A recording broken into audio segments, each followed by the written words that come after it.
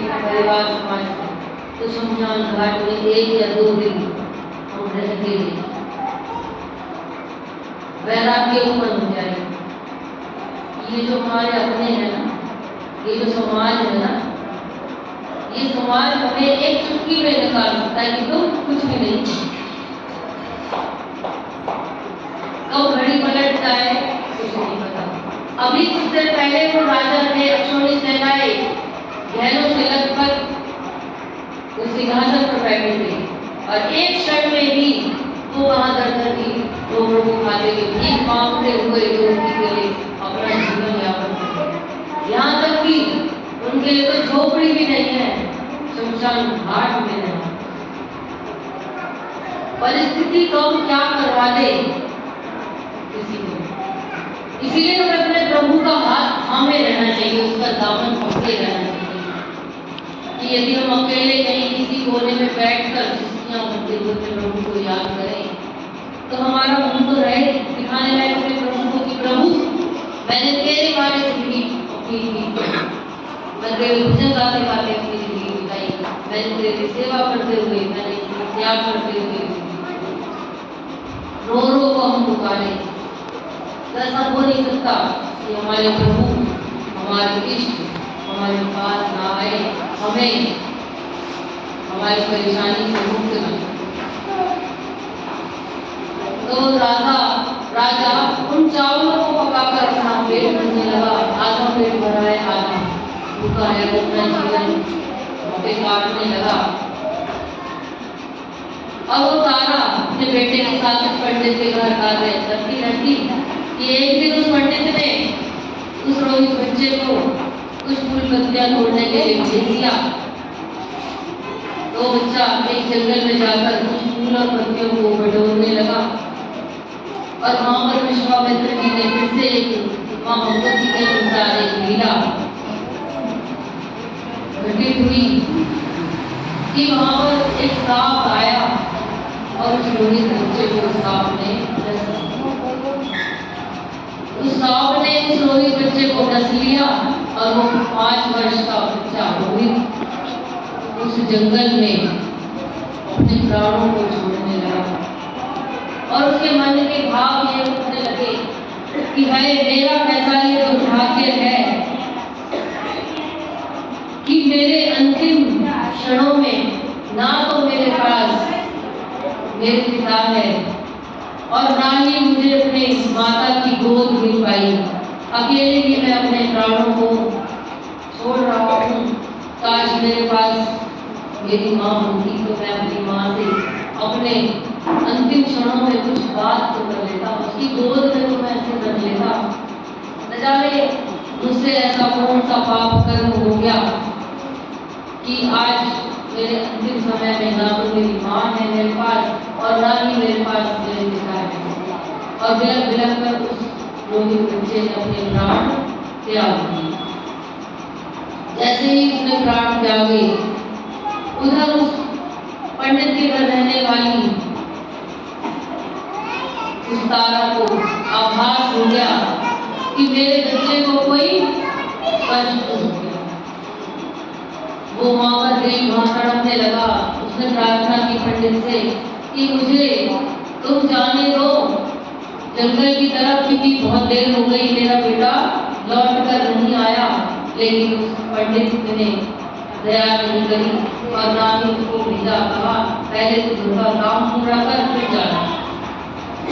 वो माँ तड़पती रही कि मेरा बेटा कैसे वहां पर अपने प्राणों को रोक कर रख कर बैठा होगा कि मेरी माँ कब आए और मैं कब अपने प्राणों का त्याग करूंगी। लेकिन वो पंडित तैयार ही नहीं है तारा रानी को भेजने के लिए। जैसे जैसे दिन बीता और शाम की बेला आई तो उस तारा ने कहा कि पंडित जी अब मेरा सारा काम हो गया है, अब आप मुझे जाने की आज्ञा दे दीजिए क्योंकि मेरा बेटा रोहित लौट कर नहीं आया।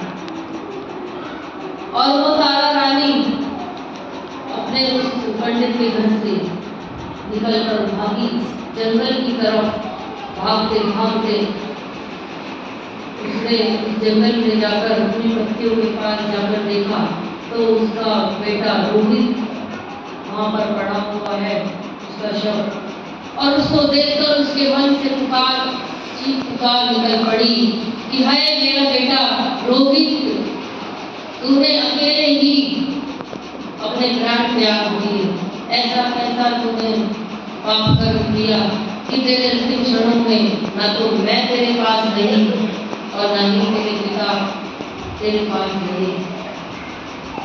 और उसने अपने बेटे को अपनी गोद में उठा लिया और वो माँ अपने बेटे को लेकर रात को इधर उधर भटकने लगी।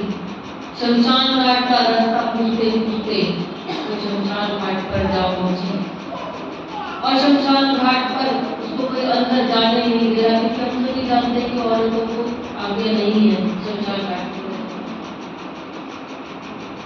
वो रानी बार बार प्रार्थना करती उन सेवकों से कि मुझे जाने दो, मेरे साथ कोई नहीं है, लेकिन सभी कह देते कि तुम एक कफन लेके आओ, इस बच्चे को कफन में ढककर लाओ, उसका दाम दो, तभी हम तुम्हें इसके अंदर जाने देंगे।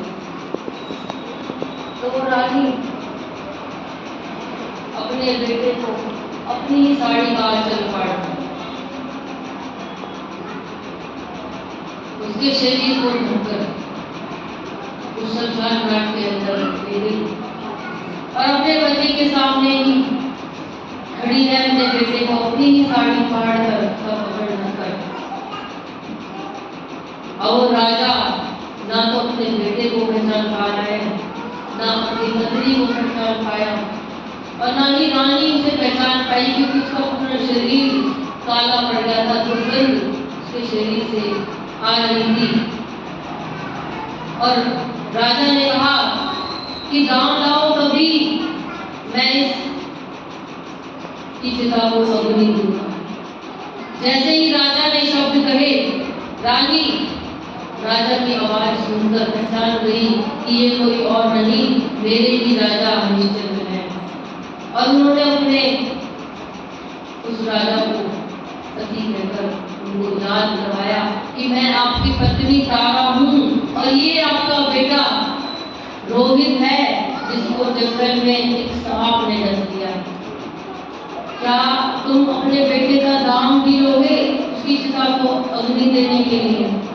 जैसे ही राजा ने ये शब्द सुने, राजा वहां पर चक्कर खाकर राम से ही पड़ा, सहन नहीं कर पाया कि हे मां भगवती, ये कैसी तुम मेरी परीक्षा ले रही हो कि मैं शमशान घाट में रह रहा हूँ, तो मैं दुखों को तो मैं झेल लेता, लेकिन आज मेरा एक लौता बेटा अकाल मृत्यु को प्राप्त हो गया, ये दुख मैं कैसे बर्दाश्त करूं?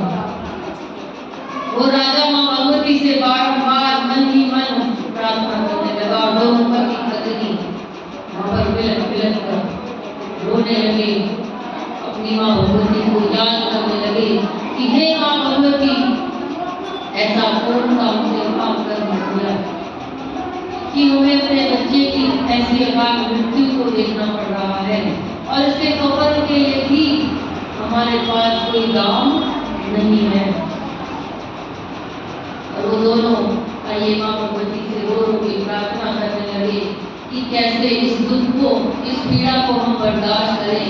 आइए हम सब भी मां भगवती से प्रार्थना करें कि हम सभी के जीवन में भी कुछ ना कुछ दुख है, परेशानी है, तो हम भी मां भगवती से प्रार्थना करें और समझे कि ये जीवन कैसा है। बोलो सच्चे दरबार की